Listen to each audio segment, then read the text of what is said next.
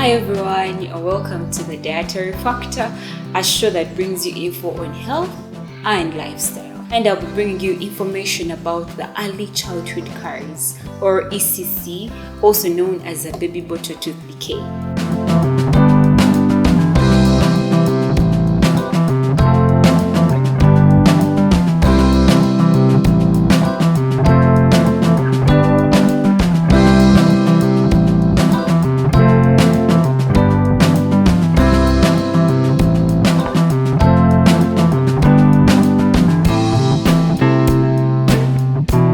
Tooth decay, childhood caries, that's oral health. You could be wondering, why is oral health in this dietary factor? Oral health and nutrition have a synergistic relationship. If you remember from your high school biology, there are parasitic relationships, symbiotic relationships, etc. And if I may point out, parasitic relationships is, in other words, one taking away from the other. But now, this oral health and nutrition have a synergistic relationship. In other words, they work together. When your oral health is bad, your nutrition may suffer. And if your nutrition is bad, your oral health will suffer. How? Let me give you an example. So you know that when you eat a lot of sugary foods, you know that sugary foods will cause you to have poor oral health. How? You get cavities when you eat a lot of sweets, when you eat a lot of biscuits, a lot of sweet things. At the end of the day, you'll have dental caries. So also, if you eat acidic foods or acidic beverages, at the end of the day, you have demineralization of your teeth, or your teeth wearing out. So acidic beverages, I know you know of things like lemonades and some sodas. Some sodas are acidic, so when you drink a lot of them, you have your teeth wearing away. When we talk about early childhood caries, why are we talking about early childhood caries or baby bottle? When you hear the word baby, these are babies, in other words, or infants or toddlers. So now, when they are this young, you could be wondering, some usually wonder, why am I talking about kids and teeth? Did you know that at birth, 85% of a child's enamel is already formed? And did you also know that teething starts happening for some children as early as 3 months? They have already started teething, and teething usually happens from 6 to 12 months. So probably by 12 months, we have primary teeth developed. I know the first few months you could have only the first two. I know kids usually start with the first two incisors at the front. Then at the end of the day, you see other teeth coming up. These are all the primary teeth. So now, early childhood caries is going to affect the primary teeth of a baby. I'm talking about this early childhood caries because it is caused mainly by the baby bottle, or by leaving a baby bottle in the kid's mouth when they are going to sleep, or bedtime or nap time. So when you leave a baby bottle in a child's mouth at bedtime or nap time, what usually happens is, when a baby is awake and they are suckling or sucking, what happens is the saliva aids in the movement of the milk, or aids in the movement of whatever you're giving them, the juice, to flow directly into the mouth, and it also cleans the mouth. But when a baby is asleep, there is less suckling and there is less saliva flow.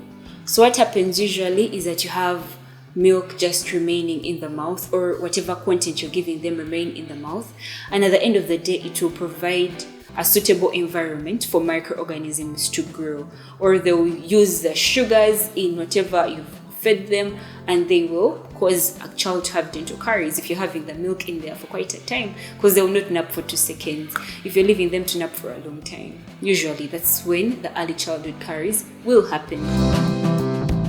Usually what happens is, it will affect the front teeth of a child. The front teeth, the incisors at the front, and will also usually affect the molars, the primary molars, or the back teeth.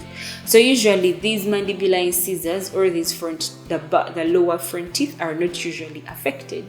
Why aren't they affected? It's because the position of the tongue during suckling. I know if you can try it out on your own, if you're suckling, there is a way your tongue will protect these lower teeth.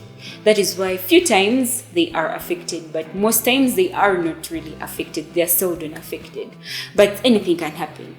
So when that happens, it really affects a child's eating pattern. Now remember, the teeth are decaying. I don't know, most even in an adult, when you have a decayed teeth or you have a tooth issue, you can have difficulty in eating. It sometimes can be very painful. Now imagine a child having to go through that, you see. So, and remember, these primary teeth are placeholders for permanent teeth. However much they are primary teeth, at the end of the day, there will be permanent teeth growing in those positions. So if these teeth fall off early, they are going to affect the placement of primary or of the permanent teeth. And it will also affect in the tongue thrust of the child. It will also affect in speech development of a child. That is why it is very important to take care of a child's teeth or what a child eats and drinks before these things actually do happen. So when a child is going to sleep, it is very important not to leave a baby bottle in their mouths, because when that baby bottle is left in there, as we have seen, you are breeding an environment for microbial growth. You are giving high chances for a child having early childhood caries. So what could be the advice I would give to mothers out there? You know, sometimes we create this habit for babies. We give them the habit of always knowing that when they're going to bed, there's always something in their mouth. We can curb the habit by not doing it, not giving a baby bottle before when they are going to sleep.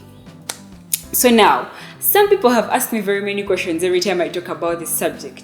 They ask me, how about breast milk? How about if I leave my baby breastfeeding? What will they also get these early childhood caries? Remember, I also said it's also called baby bottle tooth decay. So it's very debatable. There are very many research concepts around it. There is a research concept which says even if it's breast milk or a baby bottle, it will all affect the teeth of a baby. However, there is this research also which shows that when it is breast milk, it will not really be as intense as baby bottle. Why? They say because breast milk has antimicrobial aspects that will prevent the microbial growth of microbes in the mouth of a baby. What else do they talk about? They also say that milk has phospholipids and phosphoproteins. These phosphoproteins will protect the enamel of a child.